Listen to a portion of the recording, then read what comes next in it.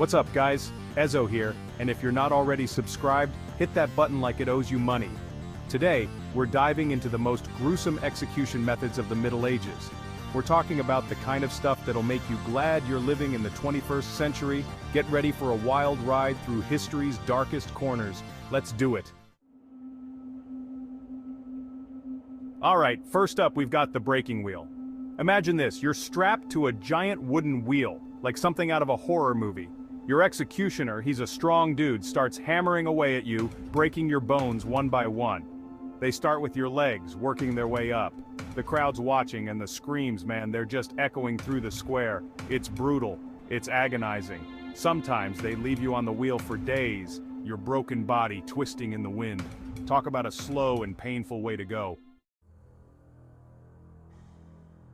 This next one, hanging, drawing, and quartering, was reserved for the worst of the worst, traitors mostly. It was a punishment so severe it was meant to instill fear in anyone who even thought about betraying the crown. First they'd hang you, but not long enough to kill you, just enough to leave you gasping for air, teetering on the edge of life and death. The agony was unimaginable, as you dangled there, feeling every second stretch into an eternity.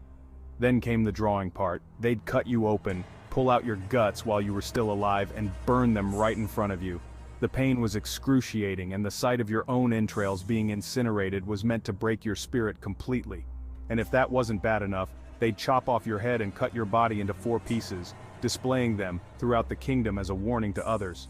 Each quarter of your body was sent to different parts of the realm, a gruesome reminder of the consequences of treason. Yeah, they didn't mess around back then.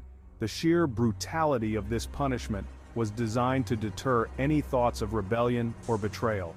It was a dark and terrifying time where the price of treason was paid in the most horrific way imaginable. Chapter 3. The Iron Maiden, Death's Spiky Embrace. Ever heard of the Iron Maiden? Sounds kinda metal, right? Well, it was, but not in the way you might think. This wasn't a rock band or a piece of music history. No, the Iron Maiden was metal in the most terrifying way possible. It was an instrument of torture, a device designed to inflict unimaginable pain. This was a metal cabinet, shaped like a woman, standing tall and imposing. But instead of a warm embrace, it was filled with sharp spikes. They'd shove you inside, slam the door shut, and those spikes would pierce your flesh. Imagine the horror as those spikes slowly dug into your body. It wasn't a quick death either. The spikes were strategically placed to avoid vital organs, prolonging the agony. It was a slow, agonizing one as you bled out, trapped inside this metal coffin of pain.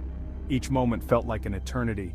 The blood would slowly trickle down, staining the metal, a grim reminder of the suffering endured. Just thinking about it gives me the chills. The Iron Maiden remains one of history's most brutal methods of torture, a true testament to human cruelty.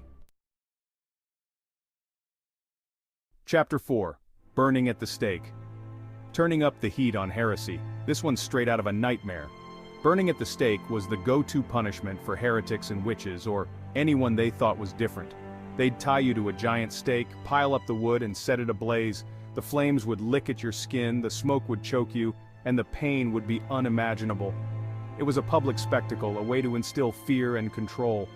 It's hard to believe people actually did this to each other. Chapter 5. The Judas Cradle. A painful point you don't want to experience. Last but not least, we've got the Judas Cradle, one of the most horrifying devices ever conceived. Imagine a pyramid-shaped seat, but instead of comfort, it's designed to inflict excruciating pain. The very sight of it would send shivers down your spine. They'd strip you naked, tie your wrists and ankles, and lower you onto the point of the pyramid. The process was as humiliating as it was painful. The pressure, man, it would be unbearable, slowly piercing your skin, your muscles, everything. The pain would be relentless, a slow and agonizing torment. And to make matters worse, they'd often rock you back and forth or add weights to your feet to increase the agony. The added motion would tear at your flesh, making the experience even more excruciating. This was torture at its most twisted. The Judas Cradle was a device designed to break both body and spirit, a true testament to the cruelty of medieval times. So there you have it, guys, some of the most gruesome execution methods of the Middle Ages. It's wild to think that this stuff actually happened, right? Makes you appreciate how good we have it today. Big shout out to all my Ezo fam out there. If you enjoyed this dark journey through history, hit that like button and subscribe for more mind-blowing content. Until next time, stay curious, stay safe, and don't end up like these poor souls. Peace!